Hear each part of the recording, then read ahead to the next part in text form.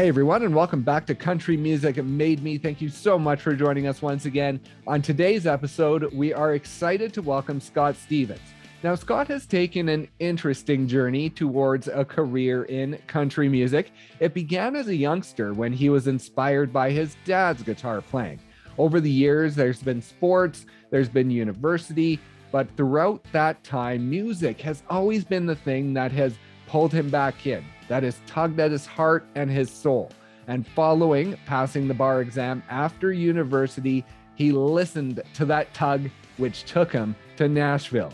Over the last 10 years, he has been building a career, and he recently released his debut album, Every Hat is a Cowboy Hat. So please enjoy our conversation with Scott Stevens.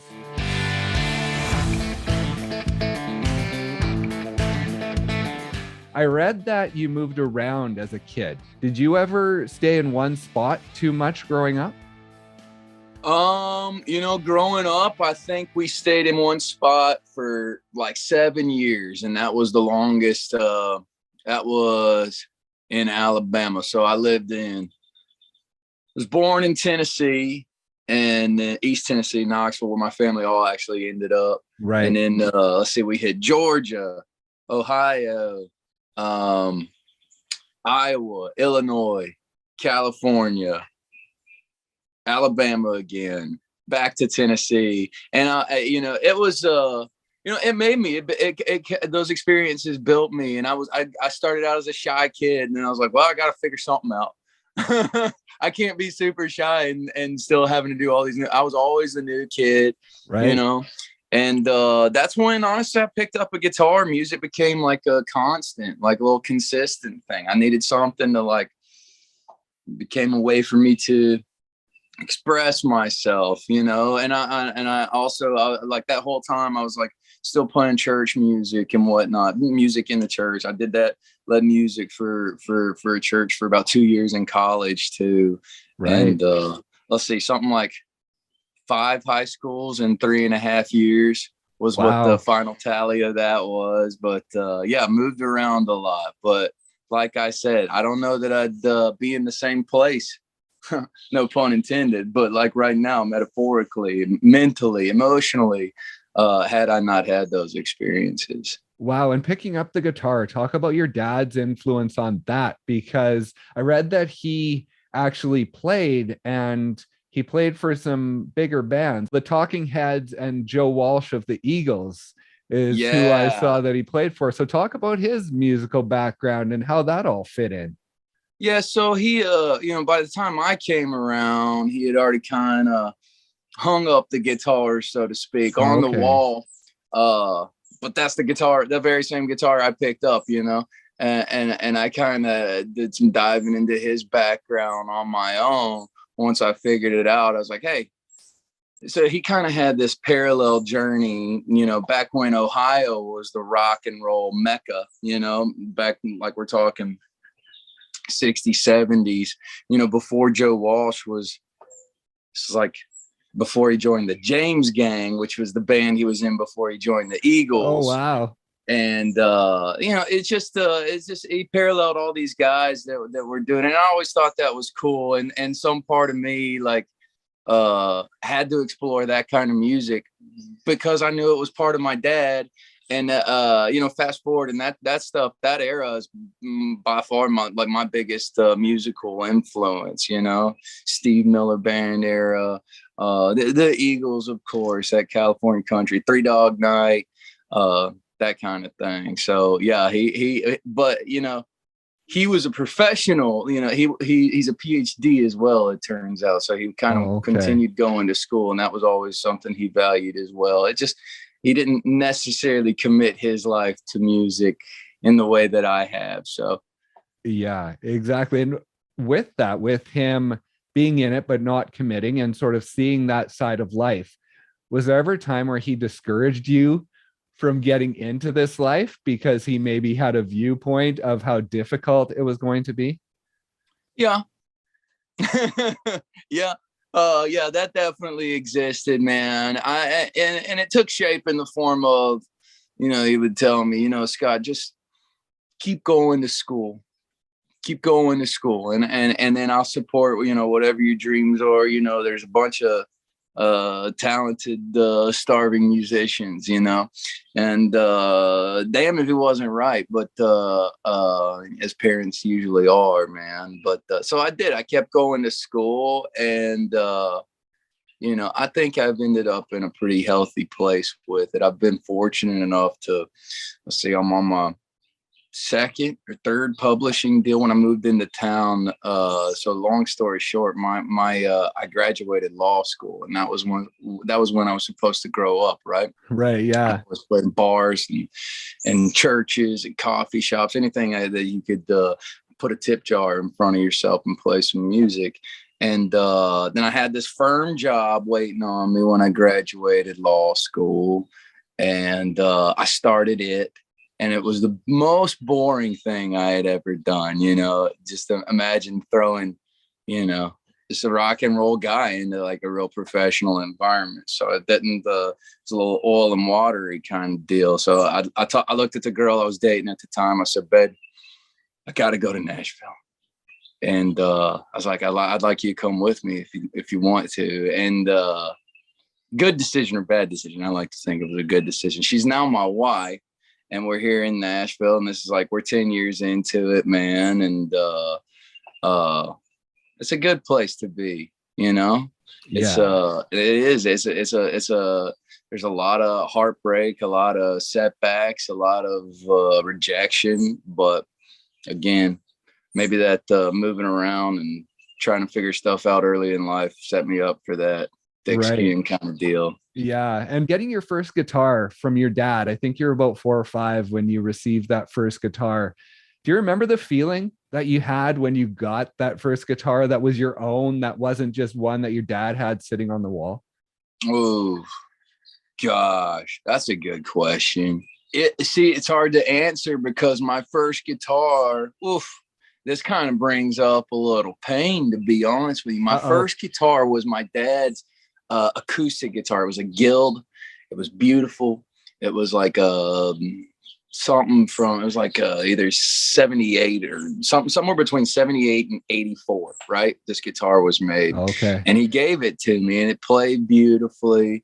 It didn't have the best electronics because it never got a little TLC and catch up with, you know, modern standards and whatnot. Right. And one of my biggest regrets is that I traded that guitar. I sold that guitar for one that I thought I wanted more. And looking back, I'm just like, gosh, I'd give anything to have that guitar back. But yeah, I mean, that was my first guitar. I felt like, you know, we all have a little bit of something we're trying to work out emotionally, psychologically with our parents, make them happy. Who are we? Who are we with them? And, you know, who are we individually? And somewhere, I've doing a few of these interviews, I've started to like really evaluate myself, and I'm like, man, all of this might be a lot just to like make my parents happy. You know what I mean? Yeah. Making sure and looking at that and like seeing it through that lens and like, okay, well, what am I doing for myself? And what's my story going to be and my legacy going to be? And then that kind of all just comes back to the music for me. Wanting to make cool music. But that was a long way around answering that question. That was a cool question. I've never been asked that. Absolutely. Yeah. And this musical journey, of course, we have to talk about your Pappy, one of your biggest influences along this journey. Now, just talk about him and the person he was and why he's so special for you. Oh, gosh. He was the most well-liked dude of all time. I mean, his funeral had a line that wrapped around the building almost 2 times. People trying to get in, pay their respects. And that's awesome. I just, I don't know. There were times when any new situation I would encounter, I would imagine in my head, what would Pappy do? How would he handle this? And it started to, I guess that played a lot in the development of my personality and my coping mechanisms. And, you know, he still did it better every time than I would have, but in my mind, you know, but he was everything to me. He was huge in my mind. And he was a big guy generally. And I don't know, just kept it lighthearted, kept it family centric, faith centric, you know, just love was what he passed on to me in every form, you know. And I think that's how he dealt with things. It was humor and love, and I love that has become who I am, you know. Yeah, that's awesome. And tell me about his storytelling and how that has influenced your songwriting along the way. Gosh, he used to tell me stories. He used to tell me World War II stories, right? He was a medic at the very end of World War II, and you know, running out into battlefields and bringing people back, and he would tell me stories, honestly, that I can't repeat here. It's crazy things he saw. I mean, you can imagine the horrors of war and whatnot. And he would just sit us down, and usually when it came to those stories, he would leave my sisters out of it, and he would just talk to me, and that was always special. I felt like I was just getting a little peek behind the curtain. But we'd sit around and we'd play cards. It would either be spades or pinochle. Just playing a card game, and he would just talk. He would just talk and tell stories, and he'd always have like the Glenn Miller Orchestra playing in the background, or some like real World War II era, it's a great era type music playing. And music would always be this little thread throughout. And like thinking back on that, that's all I do. That's what I do. You know, tell stories, and he would have you know, it's big. My grandmother particularly, she's a big Elvis fan, so we had Elvis cassettes once cassettes were a thing, and then I don't know, just real memorable stuff, and obviously you probably know my song "Missing You." Yes. It's kind of an ode to him. There isn't a big enough tribute to him. You know, I could write 1,000 songs about him and it wouldn't be enough. But that song, again, another God thing. I always tell the story when we're playing it live too. Like I was just, you know, it was another time in my life where I was kind of searching for an answer, for a meaning, for a reason, and came downstairs, couldn't sleep, poured a big old glass of bourbon. And I looked at these two pictures that I had on my mantle. It was one of my Pappy and one of my son, Henry, who we named after Pappy. It was Henry and Henry. And I said, Pap, you should see my son right now, man. And through that, man, I came up with this like little thing, and I couldn't put it down, and I couldn't put the guitar down. I got like 2 hours of sleep, went in the next day to a write, and came up with the song "Missing You." And I tell you what, it's wild, because that's our first song to radio, right? Country radio. Yeah. I don't know if they told you that, but yeah, it's the first song to country radio. And I'm like, wow, that's crazy. I never would have thought in a million years something so personal to me, but seeing how people connect with it and react to it. Everybody's lost somebody they love, I feel like, that connects with it. And it's wild how something I let be so vulnerable and personal to me becomes something that I've always been trying to be. You know, I've always been trying to get on the radio, that kind of thing. So that was Pappy. That's awesome. And one thing I have to ask, just in your memories of visiting him, when you think about crackling oat bran, does that bring back any memories? Oh my gosh. How did you find this stuff, dude? This is crazy. I love it. Yeah. That's the cereal they always used to have, man. It was breakfast, it was snack, it was sometimes it was dinner, it was just crackling oat bran. And that's so funny, man. Yeah, that's wild. Always in their house, never without it.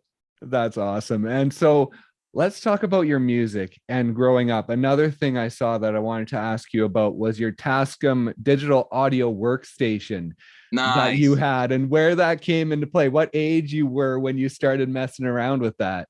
Bro, what a fun interview. Thank you for doing this in such a unique way. I really respect that. That's like, absolutely.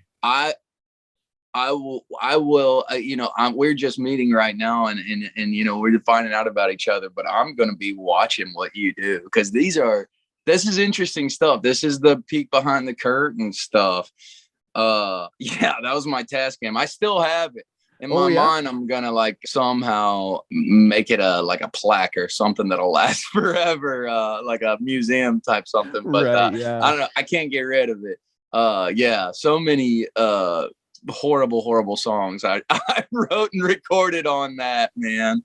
But you know, you live, you learn, you make more music. And what age were you? 13, 14. I started getting into trying to record music on something other than my pappy had bought me this it's like little boom box, and it was a tape thing, and oh man, I recorded so many. I still have tapes to this day. My mom, she still keeps all these tapes, and but yeah, I was probably like 14 when I first started recording in the basement. That's awesome. And so basketball, I believe, was also a big thing for you growing up and wanting to be a professional ball player. And so talk about 16 and the tough love conversation that you had with your mom and how that kind of changed your path.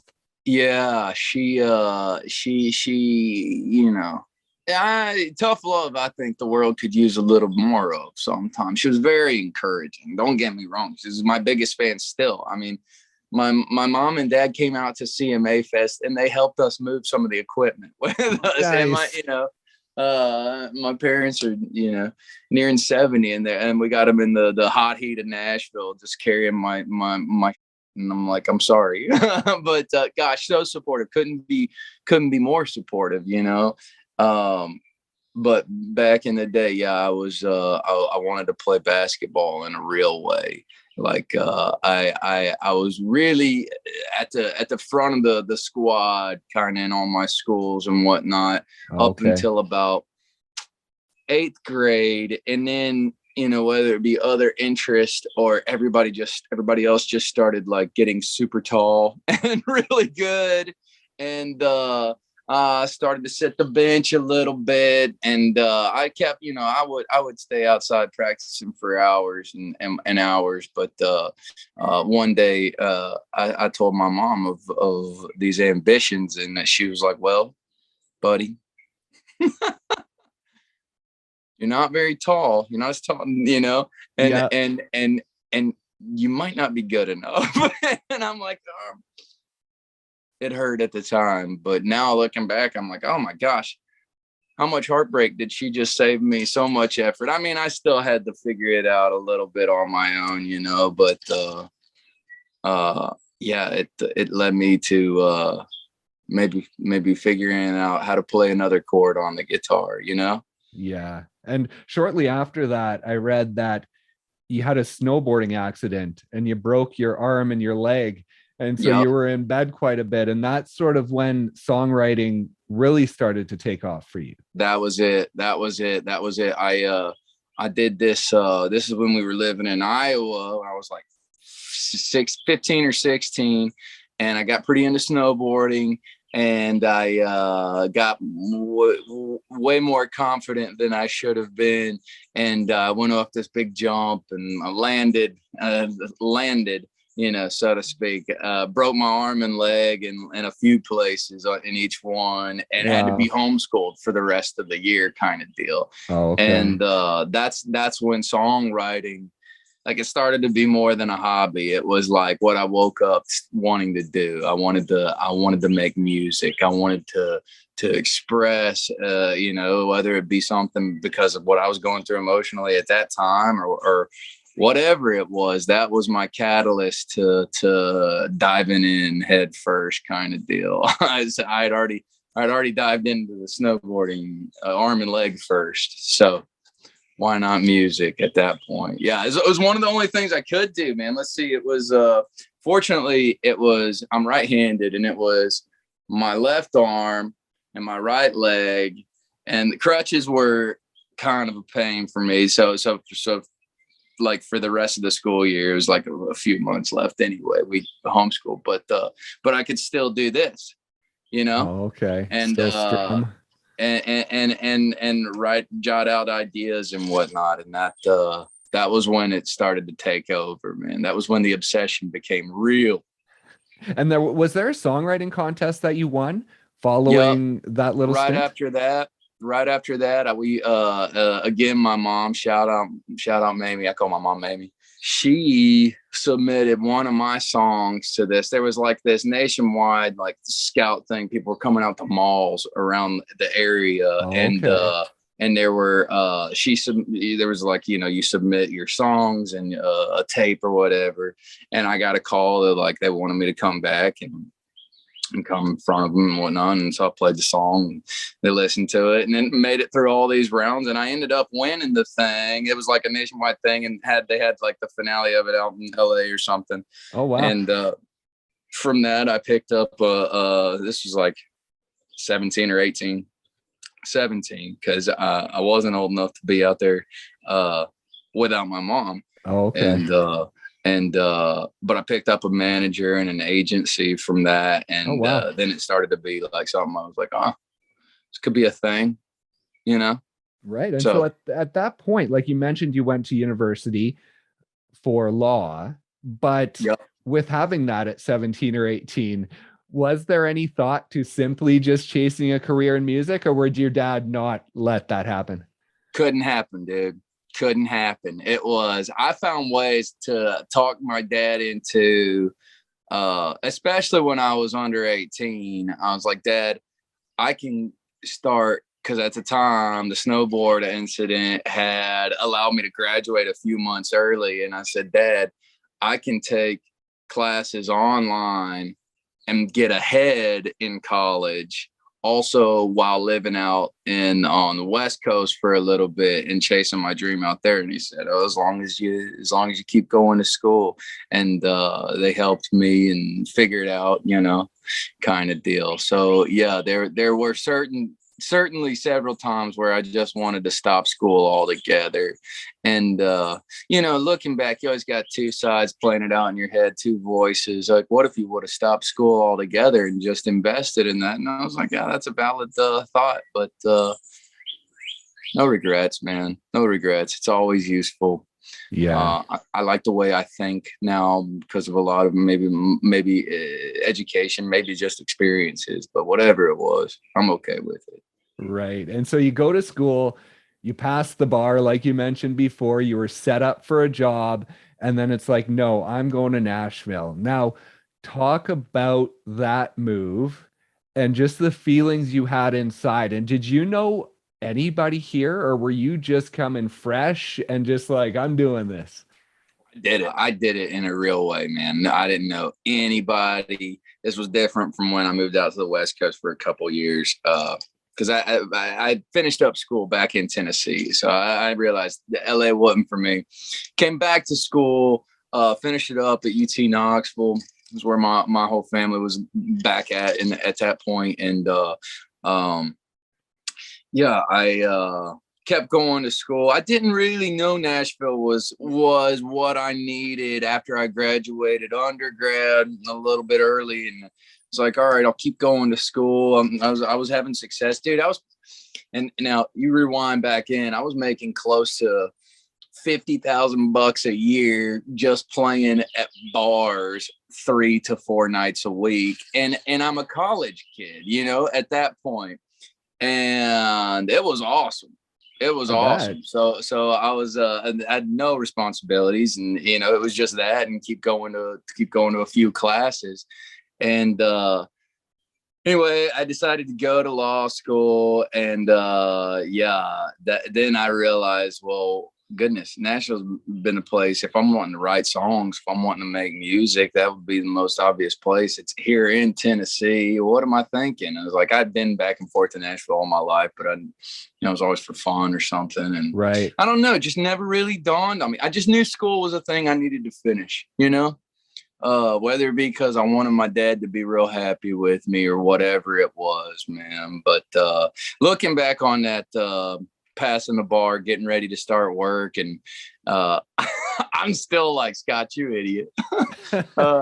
Had a great job lined up for me, and you know, I can only be me, you know. And that looking back on that, that's what that is. It was a leap, and it was scary, and but you know, I think it was it's made my music better now. I figured out finally, I feel like, in my head, what I want to do, who I am as an artist, as a songwriter, what my message is, what I want my legacy to be. And yeah, it was crazy. There were several people that thought I was crazy for bailing on the law gig. Absolutely. And I don't blame them. Maybe I am. And so the first couple of years in, Alex Klein and Aaron Enderlin, talk about your relationship with them and how important that was in those first few years of being in Nashville. Very important. It was, so I got hooked up with the manager about my first year in, and I always had to figure it out. So this whole time while I was without a deal for the first like 2 years, for the first year and a half or something like that. And while I was doing that, I was actually doing criminal defense work to make ends meet from like 7 a.m. to 2 p.m. And then I would write in the afternoons. Oh, okay. And Aaron and Alex were they were writers and producers that I got hooked up with through that management. And, you know, they were super helpful in me figuring out what I wanted to do, what sounds I wanted to make, what type of music I wanted to play. And they believed in me, you know, all along the way. I've had people that have believed in me and the artistry of it. And I'm very thankful for that. I don't take that for granted. And then they helped me figure out, I think that led me to my first publishing deal, where I was able to stop practicing law for a little bit and just write full time. But they're super, super talented, good people, and here making music. I haven't spoken with them. I haven't talked to them in a while, but I think from what I hear through the grapevine, they're doing good. And I believe it was because of them that you were able to release your debut EP. And now talk about that EP, and when you look back on it, just what your feelings are of that music. You know, I'm my own worst critic, always. And so I look back and listen, and I'm not ashamed. I'm like, don't take it like that. I love humble beginnings. I love to hear myself, like, looking back on, I've written hundreds and maybe thousands of songs at this point, you know? And I'm like, man, I know what I was going for. I realized, like, the path I was like finding, listening back to those records, it's like, wow, you know, I've recorded so much music. I recorded a gospel record like when I was real young, and like, wow, I've listened back to that, and I'm like, oh, that's cool, man. You were really trying. You were really figuring it out, and that's what I think when I listen back to those. Like, there's a guy really figuring it out. Right. Yeah. And now with your new record, at the start of 2019, I believe it was, you posted that you were finishing up a record. You were in the studio finishing things up. And throughout sort of 2020, 2021, you were also in the studio. And so within that time, going back to 2019, how much of that music that you were working on back then has made it onto the new album? So 2019, so really it just, like, you know, the craziness that the whole world, we all went through. Yeah.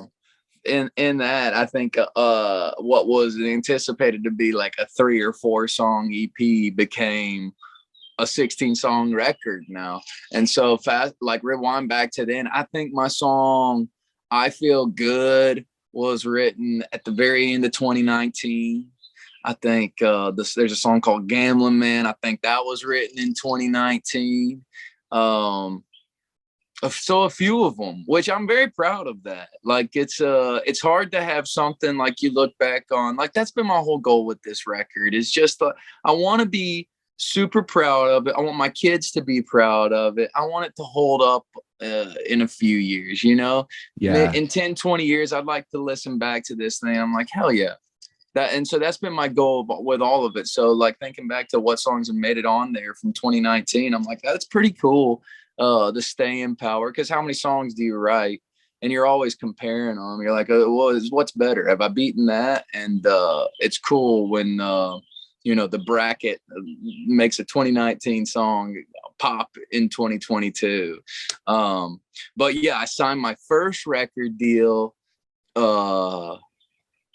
February 2020. First record deal in my life, right? Right. So I had that ass backwards way of making it to Nashville, and I finally signed my first record deal. And I'm not practicing law at that point. I'm like, hell yeah, let's do this. We're going on tour with Justin Moore. This is going to be awesome. Let's go, baby. And then the world stops. I'm like, okay. And then my third kid arrives about that same time. My sweet little, well, no, that was my second. It's been a busy few years. Yeah. And, but yeah, it was just, figuring it out. And through that, though, it's the blessing in disguise. I got to make a 16-song record. Yeah. And something I'm very proud of. Every single song, like it or not, it was me. It was that's when I decided, listen, I'm gonna produce this thing. I really appreciate other producers, and I get help from co-producers now, and I love input and whatnot. But somewhere along the line, I realized I wasn't. And compare that to what your previous question was with like the music I recorded a while ago. It was just like I was listening to all these influences and following, what different executive producers thought this was the path. And then I was like, what am I doing? And that's why this record is so special to me. It's unique because who the hell am I to be producing a record on a signed artist? Essentially, is what I did. You know what I mean? And I'm like, that was way out of my league. But I was like, look, I'm not doing it another way. This has got to be something. I'm going for a sound. I'm going for something. It's not necessarily been done like this before, and I don't really even know what it's going to be, but this is how it's going to be, kind of deal. So I've been very fortunate to have a team still support me through all that. So now we got a 16-song record. Was there ever a time where you thought you wouldn't be able to produce the record because of how hyper focused you were, and maybe like never being happy with what was going on and just being so focused on it? Well, that's it, man. I had to learn how to be a producer. Right. And I did actually produce some records when I was living in Knoxville. I ran a studio for this is while I was going to college, and I recorded some indie bands. So I did have a little bit of a leg up in that, but I had to figure out how to be a producer, and being a producer for yourself is interesting too. Cause how I said, I'm my own worst critic. Yeah, exactly. Yeah. And so when is something done, or what's good enough, or what is the best that it can possibly be?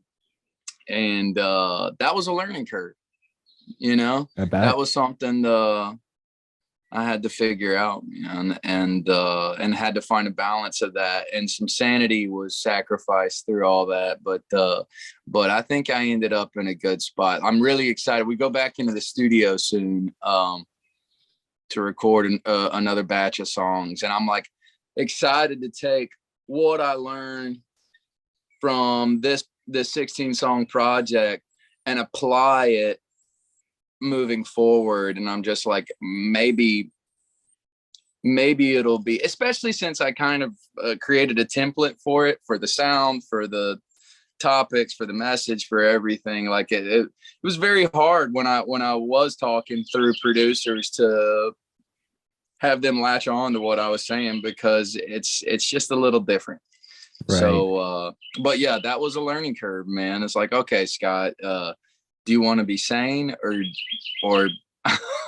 or have a record, or you got to land somewhere in the middle on some of these things. My wife, bless her heart, she had to listen to tones of kick drums and how low frequencies basses can actually go and still pop, and car stereos. I mean, just these tiny little things that I don't know that I feel sorry for the other people that also obsess with those things. So, cause I get it. So anyway. Wow. And so a 16 song album is pretty much unheard of these days, unless you're like a very top artist. And so when you're going into this and you say, I want to have a 16 song record and I want it to be me, I want it to be unique, I want it to be something different, you're in a town of people chasing hits. And so when you're going into this record thinking, I want to do what's me and I want to do something a little different, were there people around you who were saying, like, don't do it, you're going to kill your career? Yeah. Yeah. Yeah, there were. I mean, and you know, it's all, everybody wants to have a say in it. Yeah, and I take that as a compliment. That's a beautiful thing. Thank you for being invested in me. Thank you for interviewing me about this music. You know what I mean? I really do take that as a compliment. But it was just I don't know, man. It was just what it had to be for me to, you know, I'm 37 years old. I feel like at this point I either know better or I should know better, you know? And blessing or not, man, I have, and it is a blessing, you know. I can support my family through other means than sacrificing my art. And Right. I care about it very deeply. It really is an obsession. And you know, it's a tough balance to strike because I like hit music. I want, you know, the money that comes with number ones. That would make my life substantially easier, and it would allow me to create lots of other good music. But I always just kind of had a little bit of a resistance to going into a room with the aim to write a hit, you know, as opposed to going into a room with the aim, let's write good music. Let's write a good song, something that means something. And sometimes I feel like country music particularly gets shorted on that front because there is, I mean, all music, it's just hard to commit to the art of it when you also have to cater and foster the business side of things. You know, I gotta be on tour. I want to be on a tour. I want to be played on the radio. That would make, you know, like I said, it would help us create more good music. And so it's just this balance. And the only thing I've found to preserve sanity and to make myself proud of myself is just follow heart. Everything else will fall in line. And if it doesn't, man, you know, you followed heart and you stayed true to yourself, and that's something to be proud of. Right. And after, you know, 2-ish years of working on this album, how freeing was it to release it and have it out in the world? Crazy. I don't, it still doesn't feel real to me. It still doesn't feel real to me.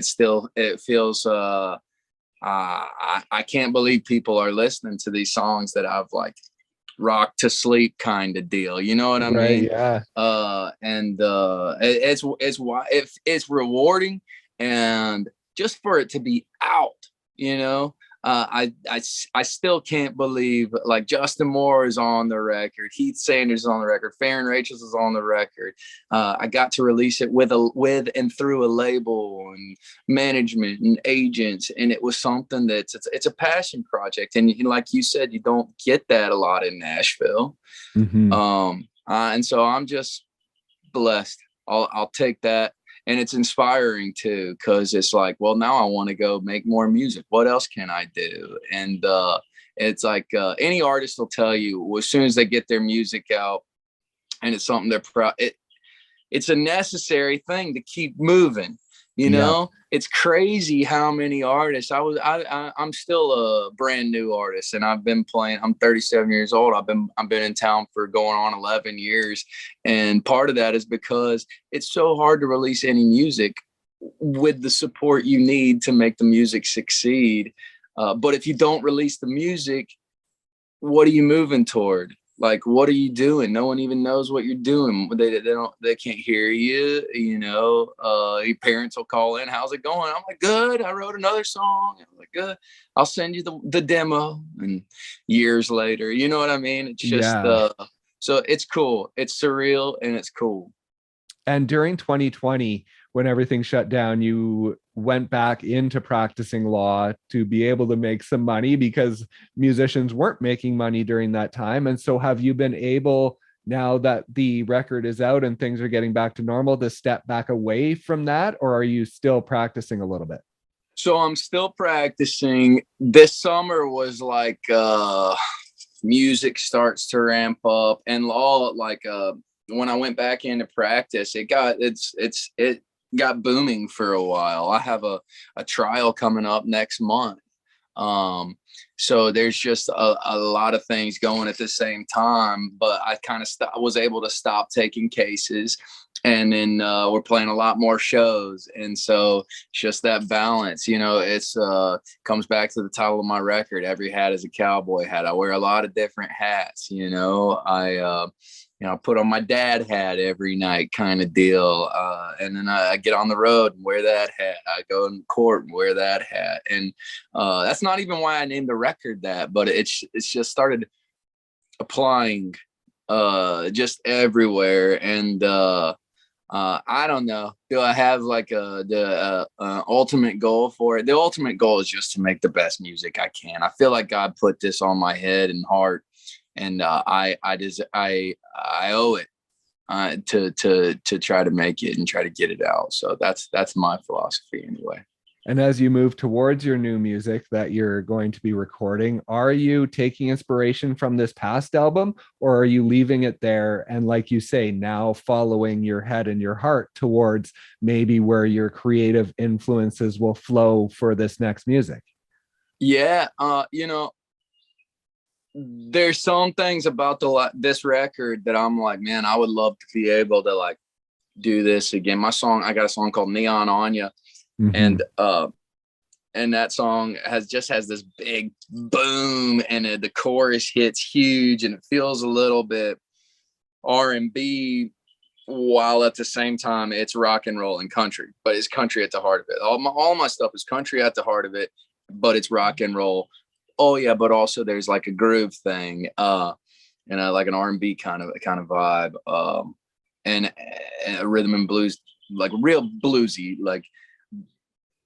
So I'll think about songs like that on the record sometimes, and I'm like, how can I make that again? Oh, that's cool. But usually, more often than not, it just ends up being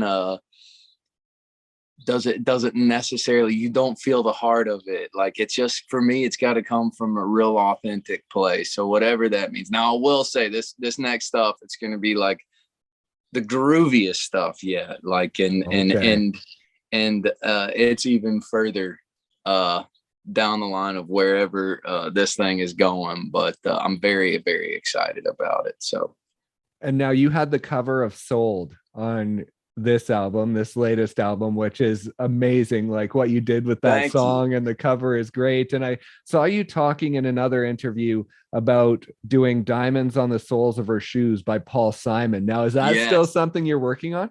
Oh man, you know, I'll send you this thing. I got this like it's a real rough recording. We played it live acoustically, and we recorded it. It's like I said, very rough. Right. But I love it so much. Like, I love the cover of that. Like, I love that song. Paul Simon in particular, huge influence on me. The what he does with rhythms is just genius type stuff and savant type stuff. And I'm still working on it. Would be cool. That's the kind of cover or tribute stuff I want to be involved in, stuff that means a lot to me and that you otherwise really wouldn't expect. And I think that's what Sold was too. Like John Michael Montgomery is a huge influence on me, and that song particularly, I've played it 1,000 times, and I think that version came about because I was like, well, how can I mix this up this time? And then all of a sudden it became like a fan favorite and something we did at every show. And I'm like, well, it's got to go on the record. So hopefully Diamonds on the Soles of Her Shoes will come back up too. We'll see.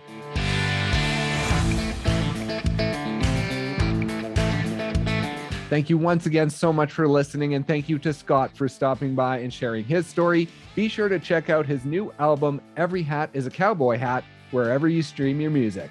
Please also be sure to check out our website, countrymusicmademe.com. There you can listen to all of our episodes and also sign up for our newsletter to receive exclusive content and also stay up to date on all of our upcoming guests. Just head over to countrymusicmademe.com and hit that subscribe button. You can also find us on any streaming platform, so if streaming is your thing, just head over to your favorite, search Country Music Made Me, and give us a follow and maybe even leave us a review if you enjoyed today's episode.